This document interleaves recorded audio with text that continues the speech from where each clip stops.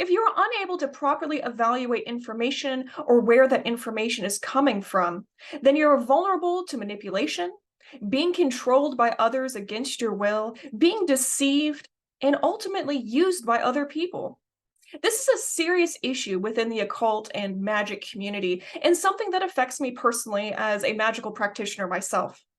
The goal of this video is to combat these issues by giving you skills to better navigate the world. Additionally, I provide real-world examples of things I want to talk about, including something that I will call the Crowley hat. I'm doing this alongside other amazing content creators as part of the thinktober project. Be sure to check out their videos as well, all of which are in the description below. If you are new to my channel, welcome. I am Mavius Lynn. I'm a ceremonial magician as well as a practicing occultist.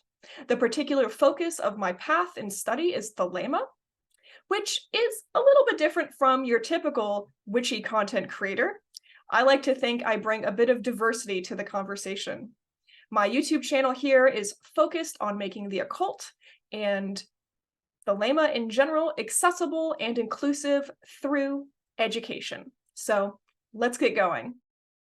So how can you work on thinking about things smarter? This is where concepts of discernment and critical thinking come into play. I think both of these ideas are at the heart of a lot of the issues we are seeing play out in our community and the broader world. On the left, there is a statue of Hermes on the slide to assist us in this discussion. He is a god associated with language and communication, among other things. So, what is discernment? Discernment is the ability to perceive, understand, and judge things clearly. The best way to make a decision in the real world is with complete and true information, sound reasoning, and analysis. Exercising discernment can have a spiritual implication, but I am focusing on the more secular meaning here. Showing good judgment can be as simple as picking out something appropriate to wear to an occasion. For example, it's customary in a lot of cultures that only the bride wears white at a wedding. Choosing not to wear white to a wedding, when you are not the bride, is using discernment. A more serious example of being discerning is choosing not to give out your personal information to just anyone and everyone. Just because someone asks for your information doesn't mean they should have it. Ask yourself, do you know this person? Is it actually the person speaking who I think it is? Or am I being tricked by a scammer who is trying to manipulate me? These are all great questions to ask, especially in online communication where there are a lot of scammers and people trying to fool you and manipulate you into getting your personal information or money. Related to this idea of discernment is critical thinking. Critical thinking is a type of thinking in which the person doing the thinking improves the quality of their thoughts, rationality, and ability to analyze something in order to make a decision. If practicing discernment is the goal, then critical thinking is the tool to get there. There are a lot of different theories and methods out there to improve your ability to think critically, but essentially it comes back to thinking for yourself. It's asking questions, gathering information, determining what information is more useful and correct, considering alternative viewpoints, and communicating effectively. This is a huge topic, so I'll go through some key points. To further sell you on this idea of using critical thinking and discernment in your day-to-day life, I'd like to share this wonderful quote that I love by Aleister Crowley from Book 4. Remember that unbalanced force is evil, that unbalanced severity is but cruelty and oppression, but that also unbalanced mercy is but weakness, which would allow and abet evil. Act passionately, think rationally, be thyself. Let me break it down. So in addition to the benefit of not getting scammed or manipulated by thinking rationally or critically about something, good judgment resulting in good behavior is morally just. Acting morally just means you are acting in a way that is honest and right.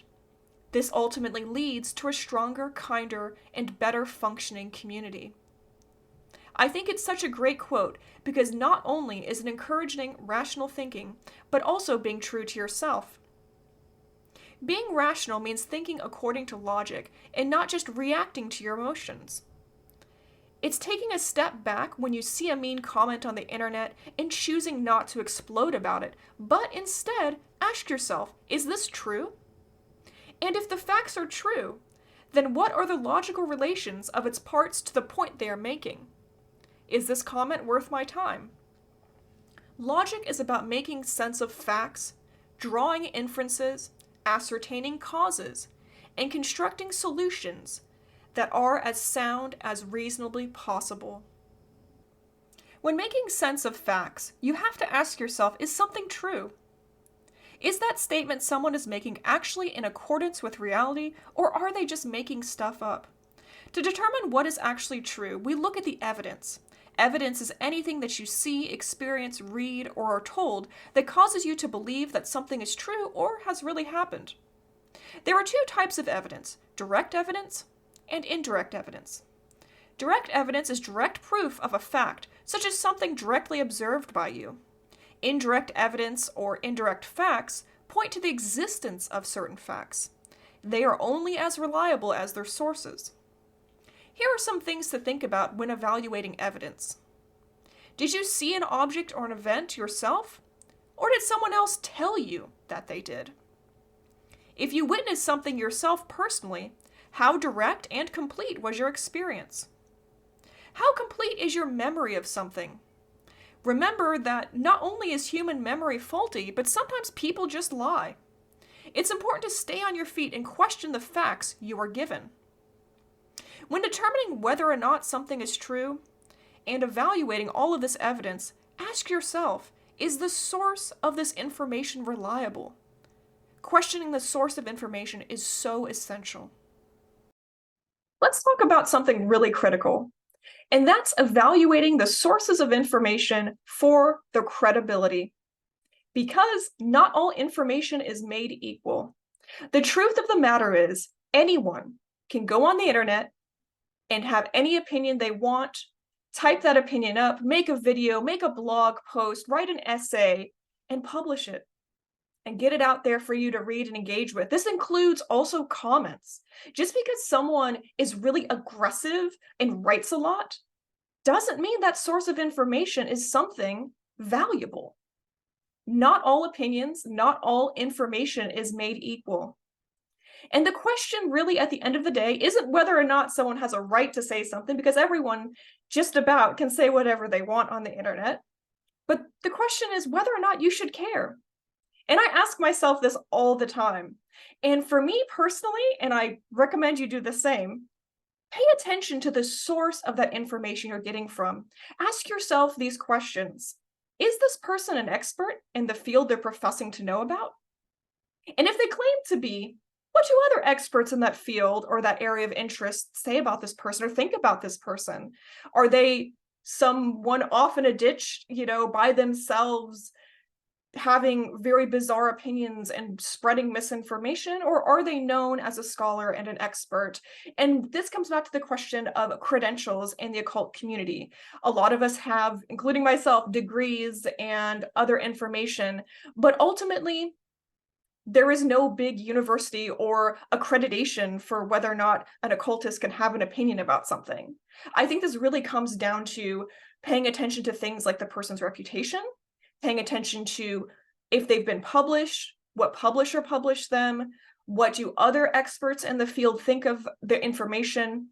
And again, this comes back to these anonymous accounts and anonymous comments, random blogs by no one you've heard of before. Again, this could be anyone. And just because someone has an opinion doesn't mean you have to pay attention to it. And quite frankly, there's a lot of people who just go online, try to stir up drama. They do what I call rage farming, where they have an opinion, an explosive opinion, or they try to comment on something that's in the news to try to get attention, to try to get engagement. But the truth is they're not an expert in that particular field, or even commenting on something that's relevant. They're not informed. And as a result, their opinion's not informed, and their opinion's not based in reality. And they end up spreading a lot of misinformation, which will confuse the issue, which will lead you, the viewer or reader, to a bad conclusion. and ultimately muddle your worldview to something that's really harmful and just not relevant, right? So I personally want to have the best information possible, and I do my best. And one of the ways I do my best is I question where that information is coming from. And as someone who's interested in particular in the occult and Thelema, there's a lot of stuff I see online, especially about Aleister Crowley, including some things throughout the years that have been written in the tabloids, have been written in like one-off magazines, and it's just complete misinformation. And it's completely false. It's just people making stuff up to make a quick buck or to get attention, or they have some sort of religious motive for publishing bad information.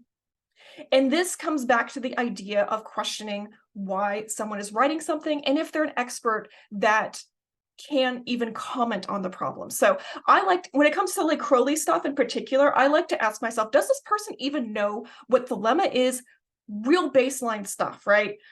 Just real super easy stuff that really anyone who studied it for a couple of months would understand. And this is where the Crowley's hat thing comes into play, as I mentioned at the beginning of this video. So let's return to that. You may have seen this classic picture of Aleister Crowley. He's doing this, right? And he appears, if you don't know anything about Crowley or Thelema or the AA, which is his teaching order, you would not know what this picture is, and you would think it is a hat. And as a result, you're going to say a bunch of things about Crowley and be like, oh yes, the Crowley hat, blah, blah, blah. Or in the case of one particular movie, this one on the screen, he is portrayed as having like a Captain Crunch-like hat, which that's not true at all.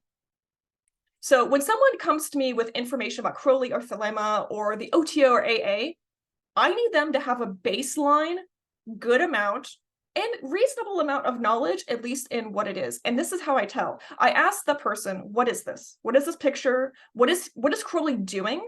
What is this garment? And what does it mean? A lot of these people will write huge essays or make posts online, and they aren't even able to tell me what this garment is and what it means, and what is the significance even of this. If someone can't do that, they don't understand Thelema, and they don't understand basic things about Crowley. And quite frankly, I'm not interested in their opinion on something they know nothing about. Yes, they're absolutely free to say whatever they want and have that free speech, but that doesn't mean I have to engage with it or care. Let me answer that for you really fast, just to get this out of the way. Aleister Crowley is not wearing a hat. He is wearing a hood. It covers the face. The other part of the hood is tucked up into that triangle portion, but it's actually a whole hood, and it's associated with his teaching order, the AA. The symbol he is making is the sign of Vir.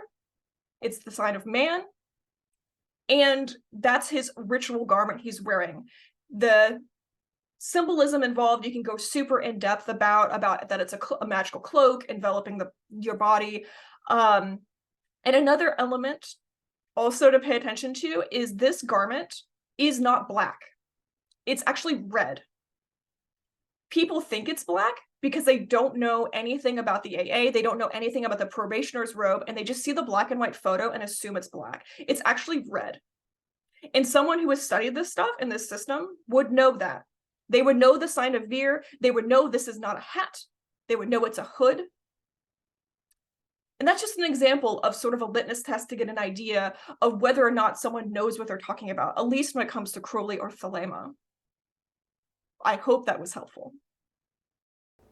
In the realm of Thelema, thinking logically and rationally are so profoundly important. It is interwoven intimately with the philosophy and religion of Thelema. If you want to know more about Thelema itself, then check out my video on what is Thelema. I want to spend a moment on this topic and how they are related. The motto of the equinox is, "The method of science, the aim of religion." The Equinox was a publication by Aleister Crowley which featured articles about occultism and magic. Crowley himself was involved in the free thought movement and saw value in thinking rationally and critically. As an extension of this, he applied this scientific method to his magic. Here's a quote. "Let us begin by doubting every statement. Let us find a way of subjecting every statement to the test of experiment. Is there any truth at all in the claims of various religions? By keeping detailed journals of his magical records, Crowley was able to study the effect of his magic, whether or not something actually had an effect on him or others. He used the tools of science and reason to evaluate his practice, his magic, the world around him, and, of course, his work. That's something we can and should do too as practitioners. However, Crowley was very clear that he did not want sheep. He did not want people to copy him blindly and do whatever he said. He wanted people to think for themselves. He set the example of what you can do as a magician, but it's not the only thing you can do. Ultimately, this is your journey and no one can think for you. Here are a couple of quotes on the subject that I think you will find valuable. I admit that my visions can never mean to other men as much as they do to me. I do not regret this. All I ask is that my results should convince seekers after truth that there is beyond doubt something worthwhile seeking, attainable by methods more or less like mine. I do not want to father a flock, to be the fetish of fools and fanatics, or the founder of a faith whose followers are content to echo my opinions. I want each man to cut his own way through the jungle. And also this quote, my results are of value only to myself, and that even my methods may need modification in every case, just as each poet, golfer, and barrister must acquire a style peculiar to his idiosyncrasies. Occultists and Thelemites in particular have great use for learning to think rationally and critically. I hope you keep these ideas with you as you navigate the world, both magical and mundane. And that's the tea. I hope you found this video helpful and really informative to help you better navigate the world, be less vulnerable to manipulation or being used, and be strengthened going out in the world and hopefully doing your will. Thank you so much for watching. All of my links are down in the description of this video. If you'd like to follow me on YouTube, please do so. Thank you again for watching and sharing your time with me today. As always, I am the center of expression for the primal will to good, and so are you.